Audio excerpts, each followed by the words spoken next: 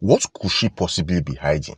If you had a girlfriend that never spoke about her family, never communicated with any one of her childhood friends, and never mentioned anything about her personal life, would you go ahead and marry her, or would you be cautious as to why she keeps her life so secret? Before you answer this question, let me tell you about Olamide's story. Olamide was a man whose life many people envied. By the age of 42, he had built an agricultural empire from the ground up, turning acres of barren land into a thriving business that supplied food and resources to several regions. He had wealth, status, and influence, but despite all his achievements, he lacked the one thing that he desired most, a wife. Over the years, he had tried to find true love, but his experiences had only led to heartbreak. Women were drawn to his wealth, but no one truly cared for him. They saw the expensive cars, the lavish house, and the flourishing farms, but not the man behind it all. He had given up on love, believing that all the modern-day women were the same, materialistic and unfaithful. But fate had other plans. One fateful afternoon, as Olamide strolled through the town square after a business meeting, his eyes fell on a woman unlike any he had ever seen before. She stood behind the counter at a small supermarket, arranging foods effortlessly with grace. Her deep brown skin glowed under the golden sunlight, and her thick, intricately braided hair framed a face so strikingly beautiful it momentarily took his breath away. She was tall and slender, her presence exuding a quiet dignity. Olamide was not a man easily moved by appearances and beauty, but there was something about this woman that pulled at him. He found himself returning to the supermarket every day, sometimes buying things he did not even need, just to catch a glimpse of her. Eventually, he learned her name, Uchechi. Olamide had never been a timid man, but approaching Uchechi filled him with an unfamiliar nervousness. When he finally summoned the courage to ask her out on a date, he expected rejection, but to his surprise, she agreed with a shy smile. Their first date was simple. They sat at the local restaurant and talked over a steaming plate of jollof rice and grilled fish. Olamide quickly realized that Uchechi was different from the women he had met before. She was intelligent, soft-spoken, and full of wisdom beyond her years. She had opinions on politics, agriculture, and business, and she listened intently when he spoke about his dreams and struggles. But there was something unusual about her, something he could not quite put his finger on.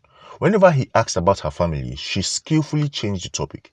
Whenever he inquired about her past, she gave vague answers. She never spoke of childhood memories, never mentioned a sibling or a friend from home. It was as if her life before moving to the town simply did not exist. Olamide found this odd, but love has a way of making men blind to common sense. He told himself that Uchechi's past did not matter. What mattered was the woman she was now, the woman who made him believe in love again. Months passed and Olamide already knew he wanted to spend the rest of his life with Uchechi. He proposed to her on a quiet evening at a grand hotel at the edge of town. Her eyes filled with tears as she nodded, whispering a soft yes. His heart soared as he rushed home to tell his parents the news, but instead of the joy that he expected, he was met with stern faces and heavy warnings. "You are moving too fast," his mother said. "Do you even know this girl? Where does she come from? Where is her family?" His father was even more direct. "Do a background check before you marry her. A man does not welcome a stranger into his home without knowing who she truly is." But Olamide was too in love to listen. He dismissed their concerns, believing they simply did not understand. He was certain that Uchechi was an angel sent from heaven to bless his life. Little did he know he was about to find out the truth in the most horrifying way possible. The day of the wedding arrived with bright skies and cheerful music filling the air. Olamide's estate was decorated beautifully with golden fabric over wooden poles and large platters of traditional Nigerian delicacies laid out on the table. The elders of the community came, his business partners attended, and his childhood friends stood beside him in joy. But there was one glaring absence: Uchechi's family. Olamide's mother whispered to him concerned, "Son, not a single member of our family is here. This is not normal." Uchechi, looking radiant in her intricately embroidered red and gold wedding attire, simply smiled when questioned about it. "They are stuck in traffic," she said lightly, brushing aside their concerns. Olamide wanted to believe her, but as he looked around, seeing no relatives, no childhood friends from her past, a cold feeling crept into his chest. Still, he was too far in to turn back now. The priest had arrived, the vows were exchanged, and soon they were pronounced husband and wife. As the wedding celebrations carried on to the night, Olamide tried to push aside the nagging feeling that something was very, very wrong. That night, as the guests departed and the house grew silent, Olamide and Uchechi finally had their first night alone as husband and wife. He felt an odd sense of relief despite his worries. He was finally married to the woman he loved.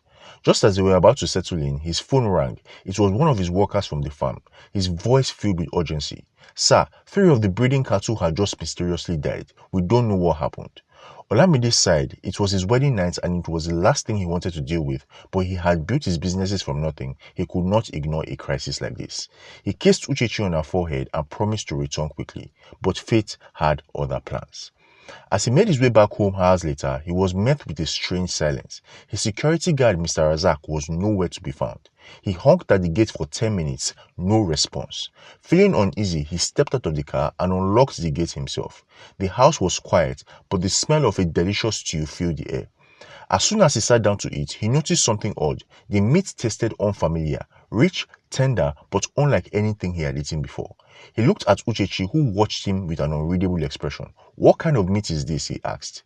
She simply smiled. "Eat, my love. Don't ask too many questions." A chill ran down Olamide's spine. He stood up and walked towards the bathroom to wash his hands. He opened the door and then he saw it. Mr. Razak's lifeless body sprawled on the floor. Some of his body parts were missing. And before he could scream, Uchechi's voice came from behind. "Now you know my secret," she said softly. "I am a cannibal and so is my family. They are on their way here. If you cooperate, we will make it less painful for you." Olamide's blood ran cold. Where could he run? What could he do? His nightmare was just beginning. To be continued.